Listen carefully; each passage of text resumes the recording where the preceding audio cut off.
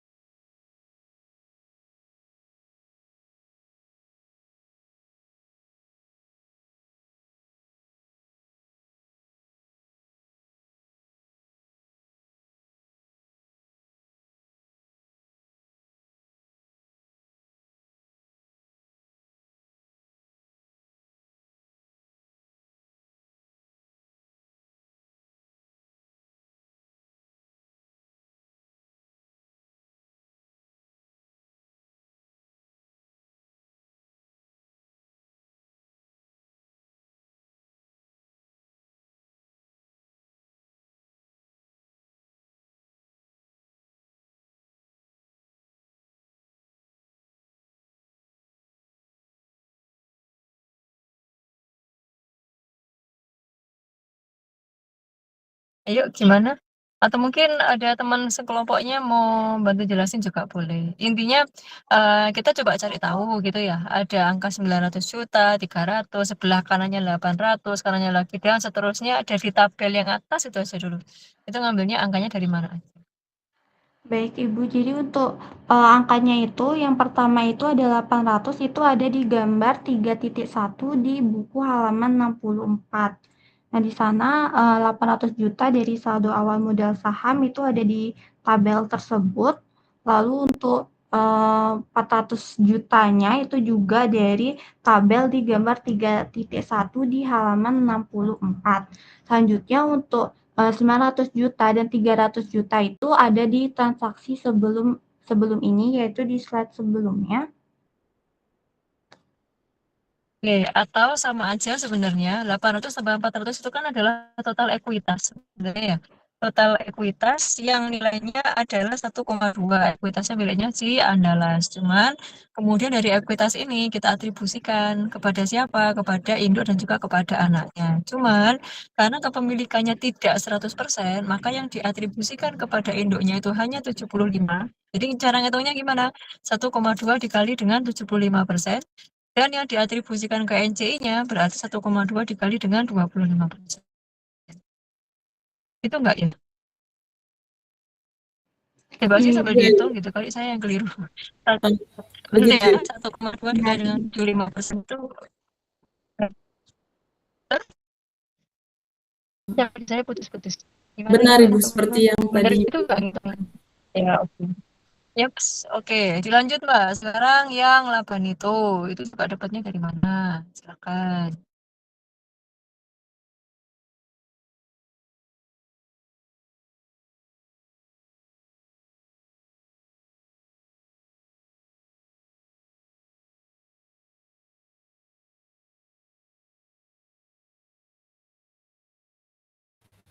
Baik Ibu, mungkin saya selaku teman kelompoknya izin menambahkan. Nah, laba neto yang tertera pada tabel itu didapatkan tadi kan perusahaan Andalas itu membagikan laba sebesar 200 juta, di mana persentase kepemilikan PT Nusantara itu 75%. Nah, untuk mencari laba neto yang didapat PT Nusantara, kita harus mengalihkan 75% dengan laba yang dibagikan, yakni 200 juta, sehingga didapat jumlah dari laba neto PT Nusantara sebesar 150 juta. Nah, sisanya yang sebesar 25% itu merupakan NCI atau kepemilikan pihak lain. Di mana caranya juga sama, 25 sisanya atau persentasenya 25% dikalikan dengan jumlah laba yang dibagikan 200 juta, didapat 50 juta. Nah, Untuk dividen, mungkin untuk dividen juga sama, karena tadi perusahaan Andalas itu sempat membagikan dividen sebesar,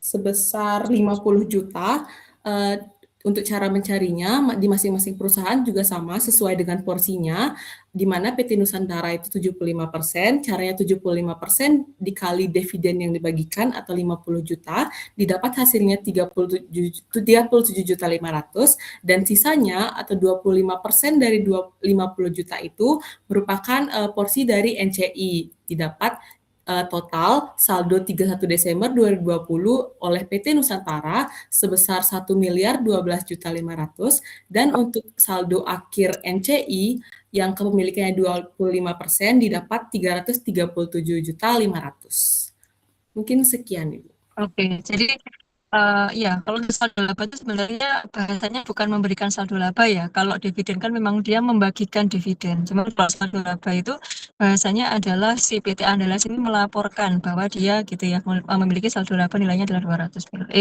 juta. Oke, baik, silakan dilanjut presentasinya.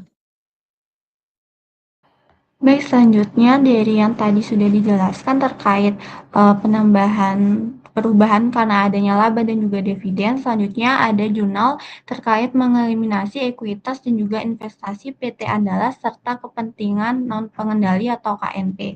Jadi yang di debit itu ada di saham biasa PT Andalas sebesar 800 juta dan juga saldo laba sebesar 400 juta dan bagian laba atas PT Andalas sebesar 150 juta dan bagian laba kepentingan non pengendali sebesar 50 juta dan di kredit itu ada dividen diumumkan sebesar 50 juta dan investasi pada PT Andalas sebesar 1.012.500.000 dan kepentingan non pengendali sebesar 330.500.000 rupiah. Oke, next. Oke, ini kertas kerja dari konsolidasi setelah terjadinya akuisisi. Jadi setelah yang tadi sudah dijelaskan juga, kalau terdapat ada jurnal eliminasi, nah dari jurnal eliminasi itu dimasukin di kertas kerja. Nah, nanti disesuaikan sama neraca saldonya. Jadi jurnal eliminasi ini kan untuk menghilangkan investasi induk pada entitas anak, ekuitas anak pada saat akuisisi, dan bagian laba yang menjadi hak non-pengendali. Jadi contohnya itu di akun investasi pada PT Andalas, nah itu kan dieliminasi terhadap ekuitas anak. Ada juga saldo laba anak yang menjadi hak non-pengendali yang dipisahkan. Hasil akhirnya itu laba bersih konsolidasian tetap mencerminkan total kinerja dari perusahaan tersebut, namun laba itu diatribusikan ke non pengendali yang ditampilkan secara terpisah. Nah, bisa dilihat misalkan yang di bagian laba neto konsolidasian di PT Nusantara itu sebesar 750 juta dan PT Andalas 200 juta dan sudah tadi dijelaskan di jurnal eliminasi bahwa laba neto itu sebesar 150 juta. Seperti yang juga sudah dijelaskan pada hari Rabu bahwa cara perhitungannya itu 750 juta itu ditambah 200 juta dikurangin 150 juta. Sama juga pada di bagian saldo laba akhir dan total aset di mana pada akhirnya itu total liabilitas dan ekuitas setelah dikonsolidasian kan itu sebesar 8.787.500.000 rupiah. Nah, sekarang masuk di konsolidasi dengan kepemilikan sebagian akhir tahun setelah akuisisi. Jadi pada slide ini itu merupakan laporan posisi keuangan di akhir periode 31 Desember, di mana karena induk perusahaan itu tidak memiliki 100% saham anak, maka dalam laporan konsolidasi ini muncul akun kepentingan non-pengendalian. Bisa dilihat di bagian ekuitas yang sudah saya jelaskan tadi bahwa ini mempengaruhi ekuitasnya. Jadi walaupun kepemilikan itu tidak penuh, seluruh aset dan liabilitas anak itu tetap digabung 100% namun mempengaruhi bagian ekuitas.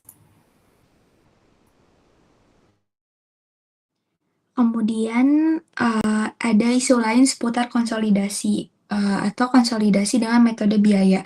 Jadi, yang pertama pilihan menggunakan metode biaya atau metode ekuitas oleh entitas induk tidaklah menjadikan laporan keuangan konsolidasian yang dihasilkan. Mbak, maaf sebelum kita masuk ke yang cost method ya.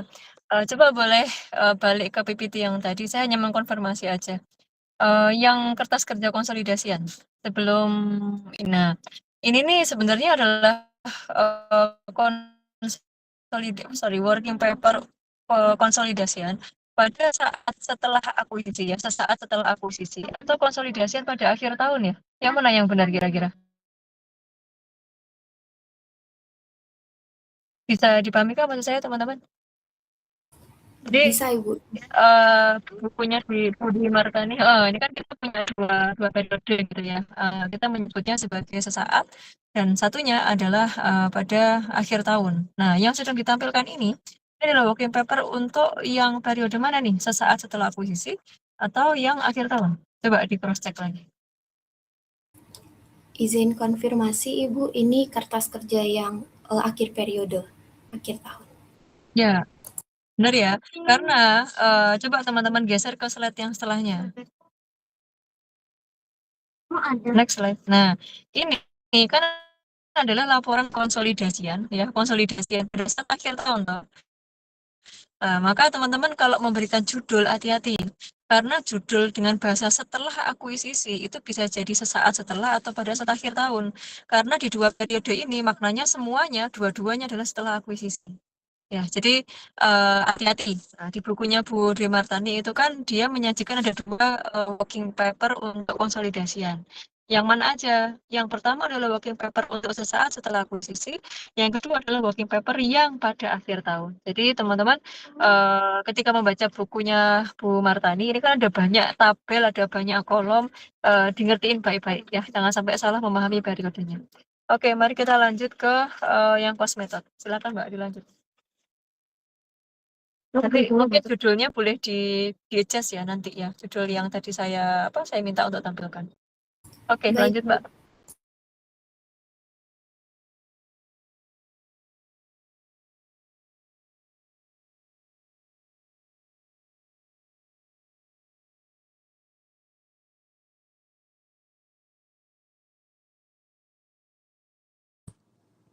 Isu lain tadi sampai di pilihan menggunakan metode biaya atau metode ekuitas oleh entitas induk di dalam menjadikan laporan keuangan konsolidasian yang dihasilkan akan berbeda. Kemudian perbedaannya itu hanya pada jurnal eliminasi. Metode biaya, entitas induk tidak mengakui secara langsung penghasilan yang dilaporkan oleh entitas anak sebagai kenaikan atas nilai investasi yang dimiliki. Next. Baik, selanjutnya adalah konsolidasi dengan metode biaya terkait soal. Nah, ini soalnya masih sama seperti yang tadi. Yang pertama itu adalah jurnal transaksi terkait pencatatan pembelian saham PT Andalas. Nah, jurnalnya ini masih sama, yaitu di debit investasi pada PT Andalas sebesar 900 juta dan di kredit itu kas sebesar 900 juta. Selanjutnya adalah mencatat penerimaan dividen dari PT Andalas. Nah, seperti yang tadi itu dividennya itu ada 50 juta. Nah, sedangkan porsi dari kita ini adalah 75%, sehingga 75% itu dikali dengan 50 juta. Nah, metode biaya ini menganggap dividen itu sebagai pendapatan, sehingga jurnalnya itu di debit itu kas sebesar 37,5 juta rupiah, dan pada kredit itu penghasilan dividen sebesar 37,5 juta. Next. Nah, selanjutnya itu terkait jurnal eliminasi. Yang pertama adalah mengeliminasikan penghasilan dividen dari PT Andalas. Nah, tadi kan sudah mencatat dividen itu sebesar 37,5 juta sebagai pendapatan. Nah, dalam konsolidasi ini, dividen itu bukan pendapatan grup karena hanya transaksi internal. Nah, sehingga penghasilan dividen itu harus dieliminasi. Sehingga jurnalnya itu di debit penghasilan dividen, dan di kredit itu dividen diumumkan sebesar 37,5 juta. Selanjutnya yang kedua itu adalah mencatat penghasilan untuk non-pengendali atau KNP. Nah, tadi kan diperoleh laba dari PT Andalas itu sebesar 200 juta selama tahun berjalan. Nah, dalam metode biaya ini, induk tidak mencatat bagian laba tersebut dalam laporan konsolidasi, kita wajib mengakui 100% laba ANA. Nah, dari laba tersebut dibagi sesuai dengan kepemilikan, yaitu 75% atau 150 juta menjadi bagian induk, 25% atau 50 juta itu menjadi bagian dari KNP. Nah, bagian laba KNP ini akan menambah saldo KNP dalam laporan posisi keuangan konsolidasi. Nah, perhitungannya itu kan KNP awal itu kan 300 juta yang tadi, yang ada di gambar 3.1. Nah, lalu ada penambahan laba sebesar 50 juta dan pengurangan dividen sebesar 12,5 juta. Jadi saldo akhirnya itu harus 337,5 juta. Nah, sehingga jurnalnya itu didebit bagian laba KNP sebesar 50 juta, lalu dikredit dividen diumumkan sebesar 12,5 juta, dan dikredit ke KNP sebesar 37,5 juta. Nah, selanjutnya itu adalah mengeliminasikan saldo investasi awal pada PT Andalas. Nah, sama seperti sebelumnya, jadi kita harus mengeliminasikan hal yang sudah di awal saat mengakuisisi. Nah, sehingga jurnalnya itu didebit modal saham sebesar 800 juta dan juga saldo laba sebesar 400 juta, lalu dikredit pada akun investasi pada PT Andalas sebesar 900 juta dan pada KNP itu 300 juta. Oke, boleh di next. Baik, ini sekarang masuk di kertas kerja konsolidasian. Setelah tadi sudah dibuat jurnal eliminasinya, tentu itu dimasukkan di kertas kerja juga sama seperti sebelumnya. Itu dimasukin aja, misalkan di bagian laba neto konsolidasian. Ini di bagian laporan laba rugi dulu.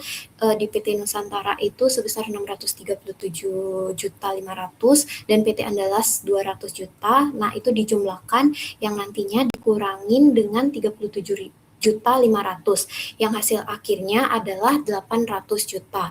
Sama seperti pada laporan perubahan saldo laba dan juga laporan posisi keuangan, di mana total liabilitas dan ekuitas setelah dikonsolidasikan itu sebesar 8.787.500 yang dimana hasil akhirnya itu sama dengan metode ekuitas yang tadi. Baik, terima kasih untuk waktunya. Terima kasih. Sekarang kami buka untuk sesi tanya jawab.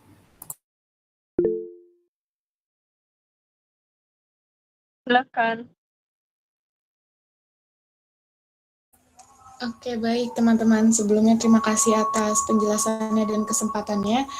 Sebenarnya ingin memastikan aja, tadi kan dijelasin ya mengenai yang bagian kertas kerja konsolidasi sesaat setelah akuisisi untuk kepemilikan sebagian.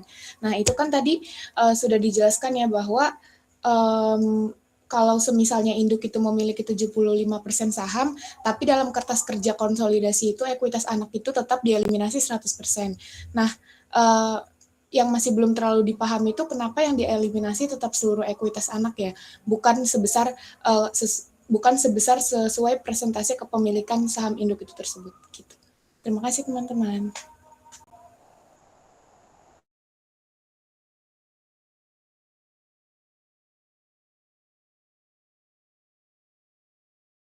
Ada lagi? Oke, mungkin sambil menunggu silahkan Mbak-Mbak yang presentasi boleh disiapkan jawabannya.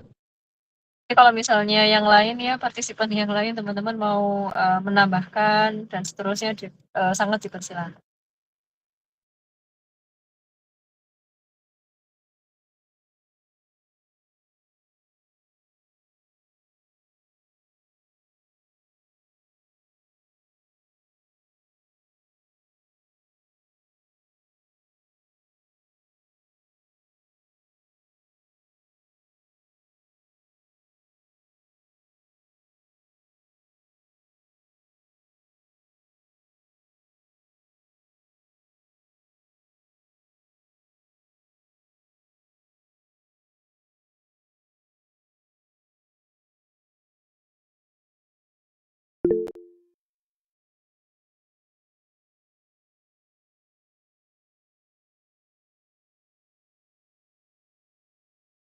Oke, Mbak, grup presenter bisa dikoordinasikan ya. Ada teman-temannya yang resen.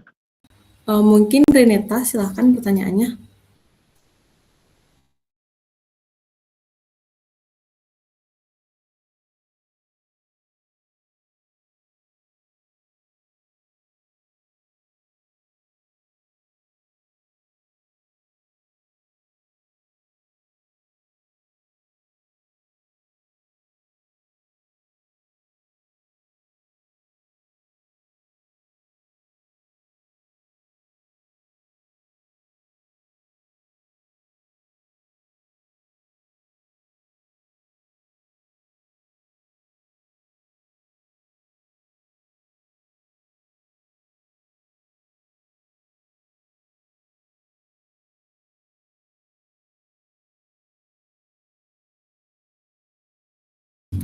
Mungkin izin Ibu pertanyaannya kami tampung terlebih dahulu, nanti bertahap untuk dijawabnya. Mungkin untuk Ya, oke. untuk Bagas dipersilahkan. Halo. Oke, baik. Terima kasih atas kesempatannya. Mungkin di sini aku izin nanya.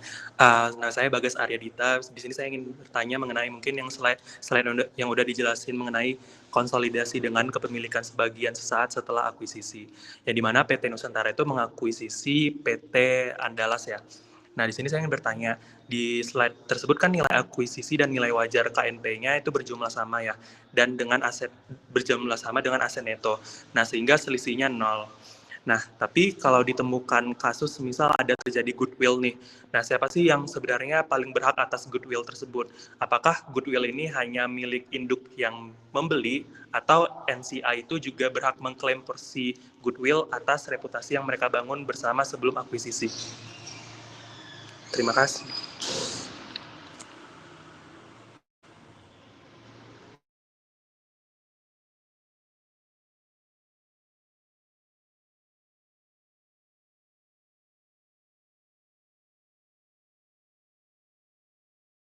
Oke, mungkin kita tutup dulu batch 1 ini ya, sambil teman-teman menyiapkan jawabannya dulu.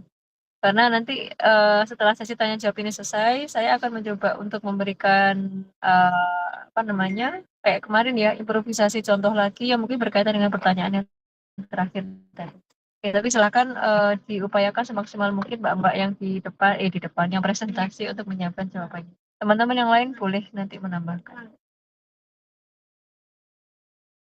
Baik, sebelumnya saya izin untuk jawab pertanyaan dari Rifda. Jadi memang di bagian ekuitas itu dieliminasi 100%. Kenapa? Karena seperti yang sudah sempat dijelaskan juga di presentasi, jadi karena di dalam laporan konsolidasi itu induk dan anak itu kan dianggap jadi satu kesatuan. Nah, jadi ini tuh nggak boleh muncul lagi sebagai ekuitas terpisah. Namun sebagai gantinya, karena ekuitas anak itu sudah dihapus 100%, bagian yang bukan milik induknya yang tadi sebesar 25% itu ditampilkan sebagai kepentingan non pengendali. Jadi ini juga masih berkaitan sama pada saat pembahasan kita di hari Rabu. Ini itu menghindari perhitungan ganda dan agar laporan itu tetap mencerminkan satu grup perusahaan. Apakah dapat diterima? Terima kasih. Sudah, terima kasih banyak teman-teman. Terima kasih juga.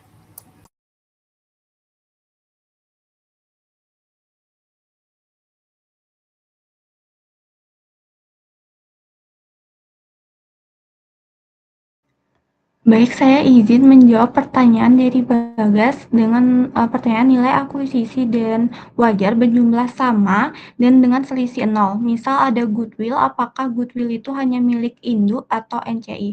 Nah, jadi jika pada saat akuisisi itu terdapat selisih lebih sehingga timbul goodwill, maka kepemilikan atas goodwill tersebut bergantung pada metode pengukuran KNP yang digunakan. Nah, apabila menggunakan full goodwill method, maka KNP diukur berdasarkan nilai wajar, sehingga goodwill yang diakui adalah sebesar 100% dan mencerminkan bagian induk maupun KNP. Nah, dengan kata lain, goodwill ini akan menjadi milik seluruh grup. Nah, namun apabila menggunakan partial goodwill method, KNP hanya diukur sebesar proporsi aset neto yang dimiliki, sehingga goodwill yang diakui hanya sebesar bagian induk saja dan tidak mencakup bagian KNP. Apakah bisa diterima? Sudah, terima kasih. Baik, mungkin saya izin menjawab pertanyaan dari Reneta tadi. Pertanyaannya, kenapa waktu akuisisi itu NCI tidak dicatat, sedangkan pada saat eliminasi itu NCI dicatat. Nah, kita lihat dulu NCI itu apa. NCI itu kan bagian kepemilikan dari pihak lain. Nah, dia bukan termasuk dari transaksi dari perusahaan induk dan anak. Sehingga pada saat akuisisi, kita itu cuma mencatat investasi pada PT anak dan kas. NCI-nya itu tidak masuk karena tidak termasuk ke transaksi induk dan anak. Itu kepemilikan oleh pihak lain. Tetapi pada saat eliminasi, kita nyatat NCI untuk mengakui NCI bahwa perusahaan induk itu tidak sepenuhnya memiliki perusahaan anak, cuman 70, tadi contoh itu 75% saja. Nah, 25%-nya kita catat di eliminasi untuk mengakui besarnya NCI. Jadi, kenapa NCI tidak dicatat di akuisisi? Karena NCI itu bukan transaksi induk dan anak, tetapi kepemilikan oleh perusahaan lain. Mungkin sekian, apakah bisa diterima? Terima kasih.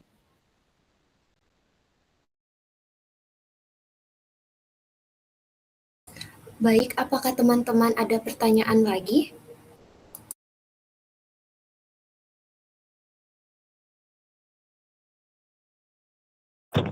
Oke, ada yang raise hand lagi nggak, Mbak? Saya nggak bisa ngecek satu-satu. Cuman biasanya ada notifnya. Ada nggak? Untuk saat ini tidak ada sih, Bu.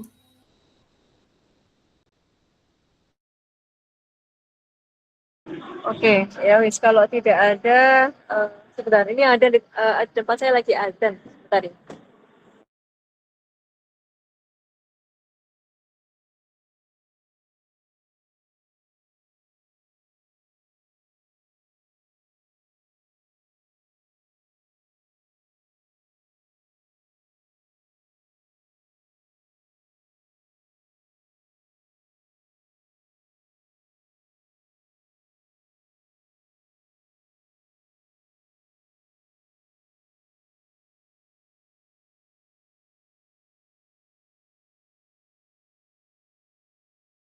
Oke, baik, teman-teman presenter barangkali presentasinya boleh di take down dulu ya, screen-nya ya. Saya mau coba share screen, semoga berhasil.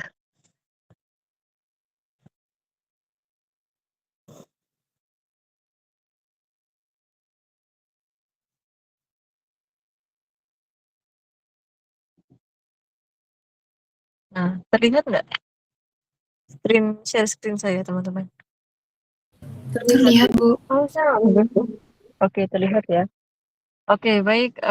Ya, terima kasih pada kelompok 2 yang sudah mempresentasikan tentang materi kita hari ini, yaitu konsolidasi untuk kepemilikan kurang dari 100%. Ya, intinya ya secara ringkas bahwa sama seperti yang kepemilikan penuh, kepemilikan kurang dari 100%, dia juga memiliki 2 periode yang tadi saya bilang ya. Ada periode sesaat setelah akuisisi dan ada periode pada saat akhir tahun. Kenapa? Karena selama 1 periode, selama 1 tahun, itu kita asumsikan ada beberapa transaksi yang terjadi. Contohnya apa? Tadi yang kita ikuti dari materinya kelompok 2, ada pembayaran dividen dari pihak anak kepada induk, dan juga induk itu menginformasikan atau mengumumkan adanya pembagian dividen. Nah, selain itu juga ada pengumuman saldo laba dari entitas si anak, dan oleh karena itu, karena akuisisi, maka mereka menjadi satu kesatuan, dan implikasinya ada beberapa jurnal eliminasi yang harus kita buat. Nah, pesan saya dari pemaparan grup 2 tadi, teman-teman perlu aware, mengidentifikasi baik-baik. Ini yang diminta soal itu adalah menyiapkan working paper gitu ya. Misalnya working paper untuk periode yang mana?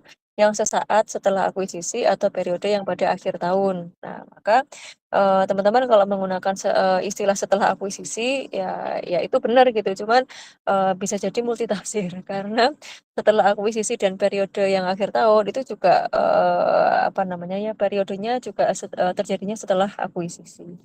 Nah, menyambung tadi ada pertanyaan gitu ya yang mempertanyakan tentang kalau ada goodwill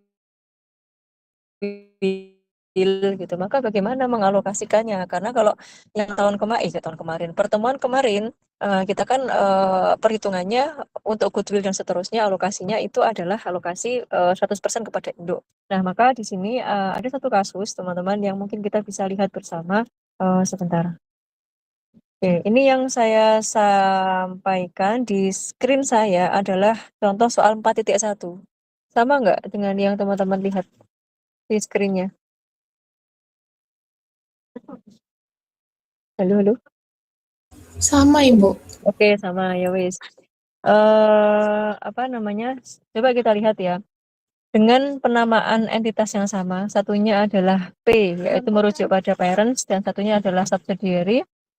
Dengan case yang sama di tanggal 1 Januari, itu si P mengakuisisi si S.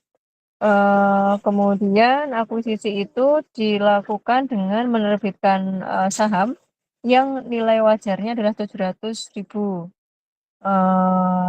Terus kepemilikannya dalam contoh soal ini adalah 80%. 80% dan apa namanya nilai NCI-nya ya, nilai fair value NCI-nya itu nilainya adalah 80.000. Nah, dengan asumsi tax rate-nya sama 20% seperti yang soal kemarin, maka ada beberapa langkah yang harus kita lakukan sebelum kita bisa menyajikan laporan konsolidasian. Nah, yang pertama adalah ya kita amati dulu nih ya, kita identifikasi dulu laporan keuangan versinya si P dan versinya si S. Nah, khusus untuk si S karena dia adalah entitas yang diakuisisi atau subsidiary-nya, maka kita perlu lihat di sana nilai bukunya berapa, nilai wajarnya berapa. Oke, sama seperti yang kemarin. Nah, tahapan yang pertama apa? Kita menghitung goodwill dulu ya. Karena ini kan kalau yang di bukunya Budi Martani kan case-nya masih belum ada goodwill-nya gitu ya. Jadi relatif lebih sederhana dibandingkan dengan yang saya coba sampaikan case yang ada goodwill-nya ini. Nah, dengan cara yang sama teman-teman, ini ya sebentar. Biar jadi satu halaman. Semoga di layarnya teman-teman juga bisa juga tidak terpotong. Nih, kita coba lihat ya dari yang pertama, investment. Investmentnya nilainya adalah 700.000. Dapatnya dari mana? Masih ingat nggak? 700.000 dapatnya dari mana, Red? Fair value saham. Iya, ada di soal ya, yang tadi saya bacakan. Jadi, investment itu diketahui di soal, kemudian fair value NCI. Nah, itu ada di soal tadi yang saya bilang diketahui nilainya $180.000. Nah, kemudian teman-teman tambahkan dengan cara yang sama ya. Bedanya apa sih dengan yang kemarin? Kalau yang kemarin NCI-nya nilainya 0 karena kepemilikannya penuh. Nah, kalau yang sekarang muncul fair value-nya NCI. Oke. Setelah dijumlahkan, maka teman-teman cek berapa nilai book value dari aset bersih yang teridentifikasi. Caranya bagaimana? Ya, teman-teman silahkan saya yang bisa scroll up ya. Dilihat di soal miliknya si entitas subsidiary S. Nah, itu kan ada nilai book value-nya berapa? Book value untuk ekuitasnya adalah 200.000 dan 180.000. Nah, kan caranya sama persis kayak yang kemarin. Yang membedakan di sini hanya ada NCI, yang kemarin tidak ada. Nah, kata selisih itu tidak boleh kita akui sebagai goodwill langsung, gitu kan? Kemarin katanya kelompok satu kan begitu. Jadi harus diatribusikan dulu pada apa? Pada beberapa akun yang memang terjadi selisih antara book value dengan fair value-nya. Nah, coba sih nilai fixed asset itu kan ada 50.000. Itu 50.000 itu dapatnya dari berapa kurangi berapa, teman-teman? Saya kembalikan ke soal. Oke, silahkan.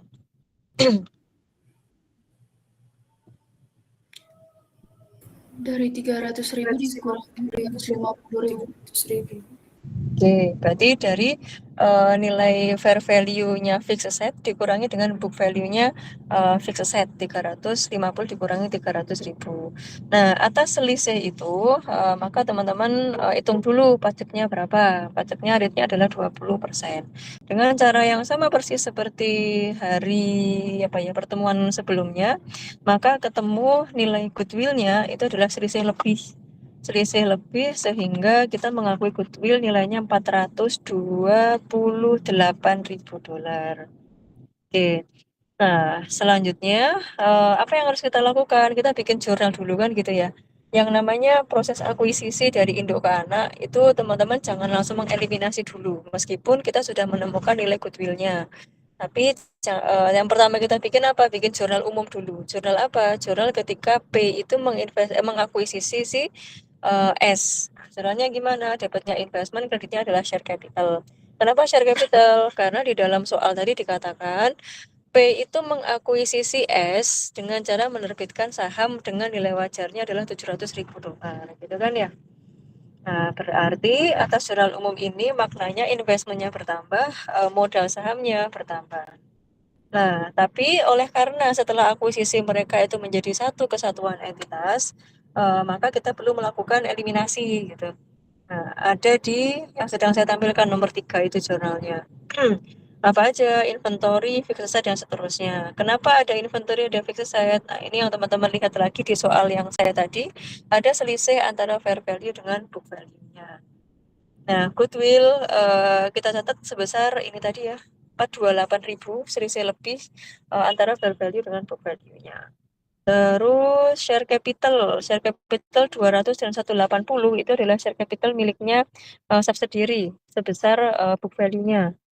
Terus ada AR, DTL, deferred tax liability 18.000 itu caranya ngitung sama persis dengan pertemuan sebelumnya. Terus NCI 180.000 itu sebesar nilai fair value-nya.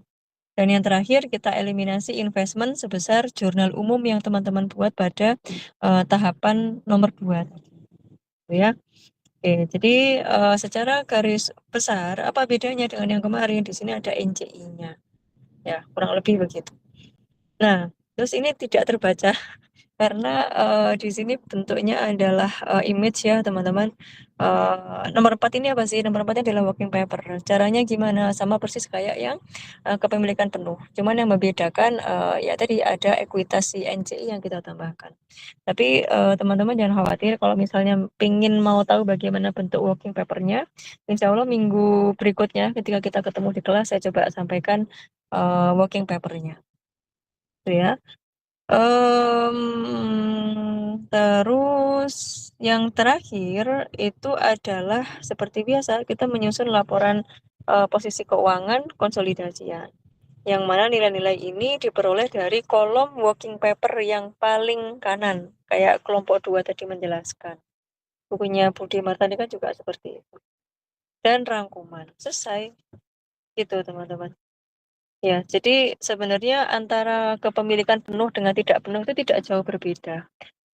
Yang membedakan apa? Ya, karena di sana ada eksistensi namanya NCI. Sehingga teman-teman di dalam jurnalnya, jurnal apa itu? Jurnal eliminasi, itu perlu menambahkan satu akun yang namanya si NCI. Begitu juga pada saat menghitung goodwill, itu perlu disertakan kepemilikan NCI, itu fair value-nya berapa. Oke, itu. Untuk soal yang kemarin saya berikan, soal 1 ya kasus ada sudah terbahas di asistensi belum ya? Oh, belum. Oke, tapi sudah mulai dikerjakan ya, semoga. Ada kendala nggak? Semoga tidak ada. Karena belum dikerjakan. Iya. Ya, wis lah. Nanti dibahas dengan ini ya, dengan asisten untuk soal-soalnya, termasuk yang sebentar. Ini ada yang mau ditanyakan lagi nggak? Nanti untuk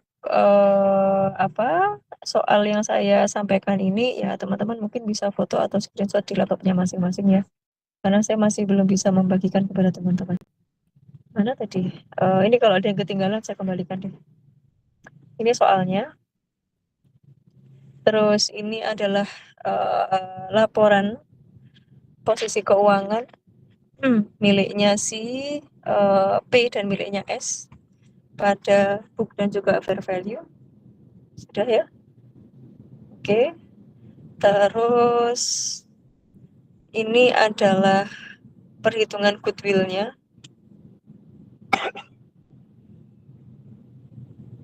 Oke, lanjut. Ini adalah jurnal umum pada saat investment. Terus 3 ini adalah eliminasi. 4 adalah working paper, dilewati dulu karena nggak kelihatan. 5 adalah laporan konsolidasi. Oke, atau teman-teman nanti mungkin kalau misalnya memang memungkinkan gitu ya, sebelum kita ketemu lagi di hari Rabu, teman-teman coba bikin ini deh, working paper dari jurnal-jurnal yang sudah kita bahas tadi. Nah, sekali lagi cara membuatnya sama dan teman-teman sudah memiliki informasi pelaporan posisi keuangan miliknya P dan S yang barusan saya sampaikan, saya tampilkan. Nah, ini. Jadi basisnya menggunakan sumber data ini ya, teman-teman. Kemudian kalian tambah atau kurangkan dengan beberapa journal adjustment. Jurnal nomor 2, jurnal nomor 3. Dah, nanti coba diselesaikan working papernya. Kita coba cocok-cocokkan ya di hari Rabu nanti. Kira-kira ada yang beda atau tidak dengan jawabannya teman-teman. Oke, sampai di sini ada yang mau ditanyakan kah? Oke, semoga clear ya. Untuk latihan soalnya, coba teman-teman kerjakan di bukunya Bu Dwi Martani itu yang kasus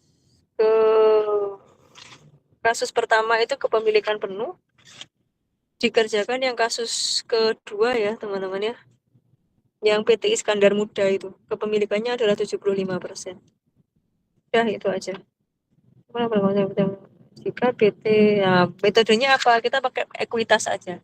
Jadi yang cost method itu untuk improvisasi aja, tapi nanti insya Allah untuk semua ujian ya, middle exam, yang kita pakai adalah menggunakan metode ekuitas. Jadi biar teman-teman tidak menghafal banyak hal. Ya, kalian cukup tahu aja lah di mana perbedaan antara kedua metode tersebut. Oke, ada yang mau disampaikan lagi teman-teman? Oke, kalau tidak ada, sebentar. Setelah kepemilikan 100 dan kurang dari 100 itu, kalau ikut di RPS, saya ikut. Atau ada yang Mbak Aurel bisa juga ngitipin RPS-nya nggak? Baik, Bu, sebentar. Iya. Minggu depan itu kalau tidak salah intragroup deh. Kalau tidak salah.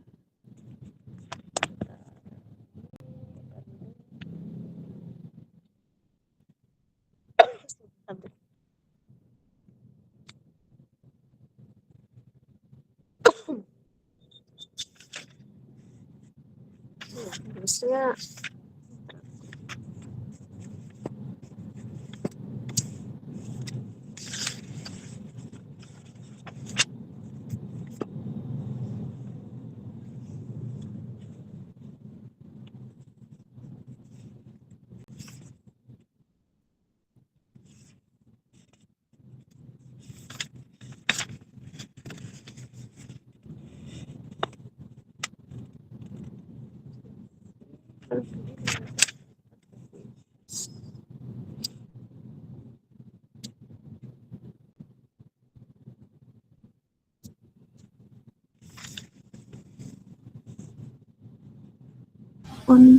Baik Bu, untuk minggu depan tuh penyusunan kertas kerja. Oh, di RPS-nya begitu ya? Iya Ibu. Oh, Untuk intragroup tuh untuk selanjutnya. Oh, minggu depannya lagi. Iya. Oke, ya sudah. Ya nggak apa-apa. Berarti kalau begitu minggu depan kita jangan bahas intragroup dulu. Itu kertas kerja apa, Mbak? Cuman kertas kerja gitu aja? Penyusunan kertas kerja gitu aja? Penyusunan kertas kerja laporan keuangan konsolidasian, Ibu. Oh, berarti kita bahas soal kalau itu. Ya, gini deh, nanti coba saya carikan soal ya. Saya carikan soal, teman-teman nanti coba kerjakan. Terus kita coba presentasikan di hari Rabu. Ya, di hari Rabu saat kita ketemu di kelas. Nanti soalnya Mbak Aurel boleh reminder saya ya kalau misalnya saya kelupaan. Nanti kelompok berikutnya ya soalnya apakah penuh atau yang tidak penuh, nanti coba saya pertimbangkan. Kalau misalnya seandainya teman-teman sekiranya nutut untuk mengerjakan 2 case dalam beberapa waktu, ya berarti kelompok berikutnya menyajikan jawaban dua case penuh dan tidak penuh. Tapi nanti coba saya lihat dulu kira-kira soalnya nutut nggak untuk dikerjakan 2 model dalam beberapa waktu ke depan. Oke, gitu ya teman-teman. Nanti Mbak Aurel saya kirim soalnya lewat ketua kelas. Baik, Ibu. Ada yang mau disampaikan? Oke, jadi tenang dulu ya. Pertemuan kita di beberapa hari ini ya, kemarin dan sekarang tidak sebanyak, bukan tidak sebanyak, tapi masih tidak begitu berat. Karena apa ya, periodenya masih ada 2 periode tadi, ada sesaat setelah akuisisi dan ada akhir tahun. Nah, cuma nanti ketika kita sudah memasuki intragroup, berarti 2 minggu ke depan, nah itu bahasanya lebih complicated. Oke. Jadi tugasnya teman-teman yang bukan presenter, tugasnya teman-teman di kelas ini mengerjakan bukunya di Dwi Martani yang case kedua. Sementara untuk nanti kelompok yang maju itu minta tolong sambil nanti dipersiapkan presentasi untuk jawaban case yang akan saya sampaikan melalui Pak. Ya. Mbak Aurel ada yang absen kah hari ini, ada yang izin, ada yang tidak masuk? Untuk itu tidak ada yang izin kepada saya, Ibu. Jumlah yang ada di Jimit ini berapa ya? Ada 42, Ibu. Oke, berarti ada mungkin yang join lebih dari 1 device ya. Seingat saya di Siado saya itu jumlah mahasiswanya 40 bulat. Oke, baiklah. Ya sudah, kalau begitu teman-teman selamat mengerjakan ya. Nanti kalau untuk soal yang saya berikan 31 dan 3.2 itu membahasnya bukan di kelas ini ya. Membahasnya nanti dengan Mbak siapa asistennya di hari yang asistensi. Nanti nggak nuntut kalau kita bahas di kelas yang ini. Oke, terima kasih teman-teman semuanya. Ayat, ada pertanyaan silakan. Iya, iya.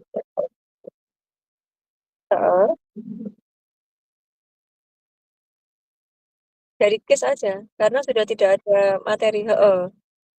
Itu ya, materinya dalam tanda kutip sebenarnya sudah habis. Untuk akuisisi kepemilikan penuh dan tidak penuh itu sudah disampaikan kelompok yang kemarin dengan kelompok yang hari ini. Nah, kelompok yang minggu depan itu hanya menyampaikan pembahasan kasus yang akan saya sampaikan lewat Mbak Aurel. Itu, oke, clear? Oke, baiklah. Oke, sama-sama. Ya wis gitu teman-teman ya. Terima kasih, saya akhiri. Wassalamualaikum warahmatullahi wabarakatuh. Waalaikumsalam. Waalaikumsalam warahmatullahi wabarakatuh. Terima kasih Bu. Sore.